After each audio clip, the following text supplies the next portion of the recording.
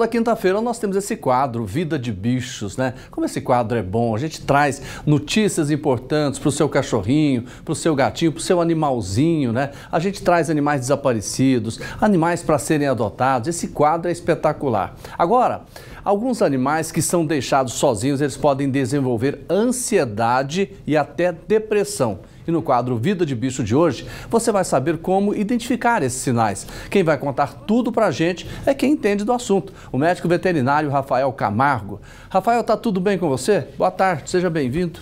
Boa tarde, Olival. Como é que você tá? Tudo bem?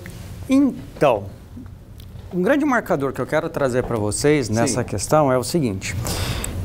Para a gente pensar se um animalzinho ele tem esse marcador de ansiedade ou não, é você tentar imaginar o seu animalzinho em casa fazendo algo que traga o caos quando você não está em casa.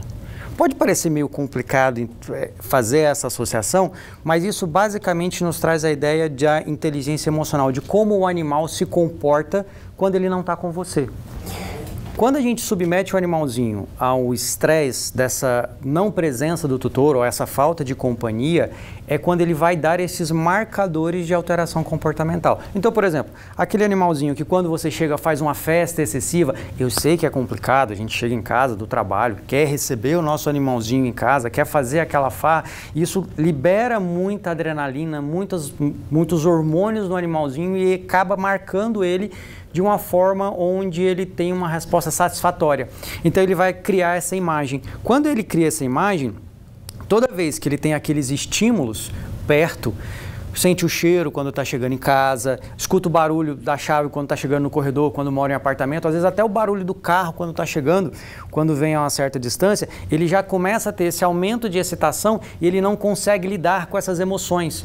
Ou quando você vai sair e ele aprende esses marcadores de comportamento, ele tem essa frustração e ele, como ele não sabe lidar com esse emocional dele, ele acaba extravasando de alguma forma. Agora, Rafael, quando você chega e ele fica doidinho, animado, o ideal é chegar lá, fazer um carinho, é isso? Depende muito do animal, mas na maioria dos casos não. O principal marcador que a gente indica é ignorar o animalzinho. Num primeiro momento, eu sei que o nosso coração de manteiga dói, que é a primeira reação, a primeira coisa que vem em mente é atender aquela emoção do animalzinho. Só que a gente precisa entender que tudo precisa ser progressivo. Não adianta, não, eu vou começar a partir de agora e a partir de agora eu não vou recepcionar o meu animalzinho de forma nenhuma. Não, cheguei, viu o animalzinho, dá um oi para ele, guarda as coisas, vai fazer o que precisa fazer, espera ele acalmar, ele diminuir essa emoção, diluindo essa emoção, aí a gente vai fazendo essa interação aos poucos.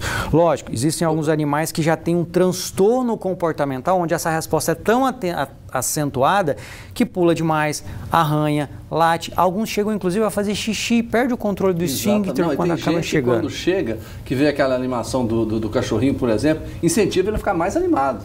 E esse é o principal marcador. Por exemplo, quando eu vou fazer os atendimentos comportamentais, a gente trabalha com equipe multidisciplinar. Sou eu, um adestrador e um psicólogo. Por quê?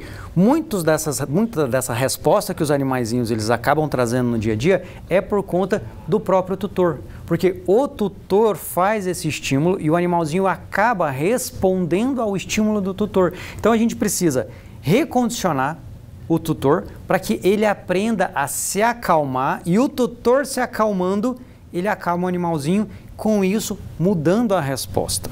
Então, acaba que não é uma resposta simples, virar e falar assim, como é que a gente acalma o animalzinho?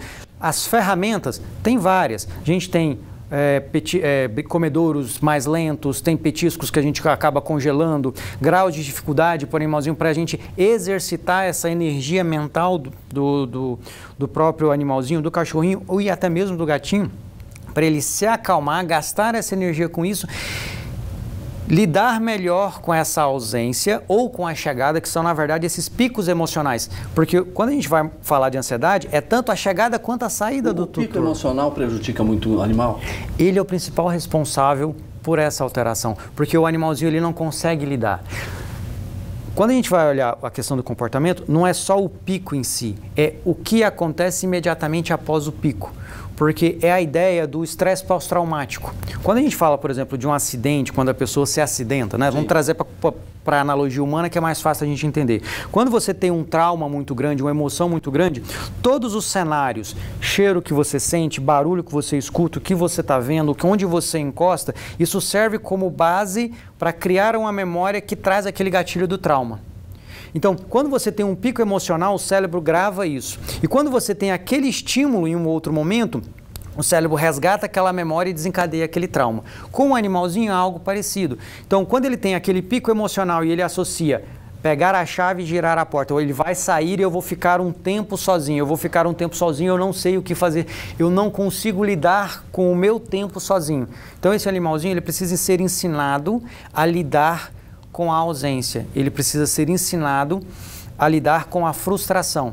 E esse é um grande problema, porque nós, tutores, nós, muitas vezes até pais de crianças e pais de pet, não estamos sabendo lidar com uma frustração. Então a gente não consegue ensinar o animalzinho a como lidar com essa frustração. Pois é, quando ele chega no grau mais elevado dessa ansiedade, o que ele pode fazer com o próprio corpo? Ele pode até começar a mutilar?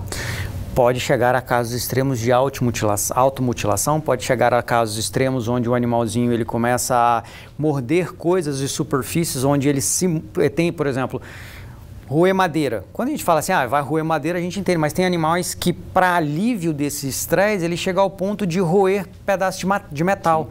Porque é uma analogia que a gente faz, por exemplo, com mascar chiclete. A gente fala que no nosso dia a dia, você masca chiclete, você movimenta uma certa para ter esse alívio de estresse. Quando o animalzinho ele começa a roer alguma coisa, mastigar alguma coisa, é nesse sentido de aliviar o estresse com a mesma analogia. Só que aí a hora que ele aprende que roer isso me acalma, ele tem o pico de estresse, ele já vai roer algo porque ele rói, esse exercício acaba acalmando o animalzinho. Engraçado, você falou um negócio, eu fiquei pensando aqui, você até falou que não é bom, por exemplo, porque quando você chega, aquela alegria, até o cachorro urina, aquela coisa, você pensa, nossa, é porque ele gosta demais de mim, né? É um marcador, sim, de que ele gosta muito. Sim. E ele gosta tanto que ele tem um pico de dopamina e ele não sabe como lidar com esse pico de dopamina. Eu sei que fala assim, poxa, nós estamos falando de animal, ansiedade de separação, dopamina, mas a ansiedade de separação nada mais é do que como é que eu vou colocar, uma desordem dos neurotransmissores do animalzinho. E ele não consegue lidar com isso. Isso pode causar, por exemplo, algumas outras coisas, problemas estomacais, por exemplo, ou não? Por tabela, sim. O que acontece? Quando o animal tem esse estresse todo, ele acaba liberando muito cortisol. E o cortisol, que a gente está associado, aprendeu a escutar como hormônio de estresse, ele tem outros efeitos, como a boa e velha gastrite, que é o que a gente tem no nosso dia a dia, como quem se estressa muito, fica nervoso, problema, conta, trânsito, esse estresse todo acaba desenvolvendo. Então, isso pode acabar acontecendo com um animalzinho. Inclusive, um marcador que a gente pode utilizar nessa dinâmica da ansiedade são animais com vômitos frequentes que a gente não consegue entender o porquê. Sem uma patologia, sem uma alteração de hemograma, pode justamente estar associado com isso. Então, dentro da sua pergunta inicial, o que a gente pode usar como marcador se o animalzinho tem? Vômitos é um? Sim, principalmente no caso de felinos. Porque os felinos, alterações de padrão de comportamento no felino acaba trazendo questões, por exemplo, uma cistite idiopática. Começa marcações em vários locais.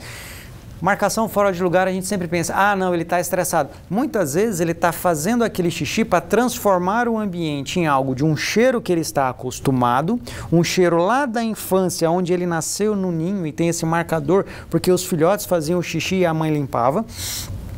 Então, muitas vezes, o próprio xixi fora do lugar é um marcador de alívio de estresse, que a gente pode acabar usando também como marcador. Certo, olha, Rafael Camargo, médico veterinário, obrigado pela sua entrevista, gostei muito de saber de todos esses detalhes.